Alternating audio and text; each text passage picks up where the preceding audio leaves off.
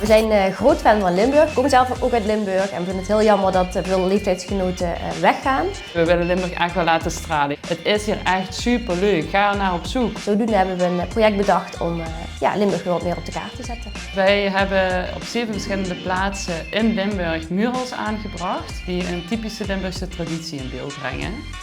Ik denk dat we vooral mensen willen verrassen. Vind ik prachtig. Schitterend. Dan maak ik me blij. Dat we ze ook een klein stukje educatie kunnen meegeven. En dat zit hem dan net in de traditie of het culturele aspect wat daar is afgebeeld. We werken het liefst met kunstenaars uit de buurt, dus of uit Limburg of met een link met Limburg. Je maakt inderdaad een lelijke muur vaak, hè? Of een muur die op een hoekje staat, dat donker is of wat dan ook. Mooier, beter. En vooral als de mensen uit de buurt zelf hebben mogen meedenken, dan zijn ze vaak heel enthousiast over. Ja, we hebben nu echt gewoon iets toegevoegd in Limburg, gewoon iets tastbaars. Ja, dat is wel echt heel gaaf. De impact van zo'n mural, van zo'n blijvend initiatief is vele malen groter dan van een eenmalig iets. En het blijvende karakter van die initiatieven, dat vinden wij heel erg belangrijk.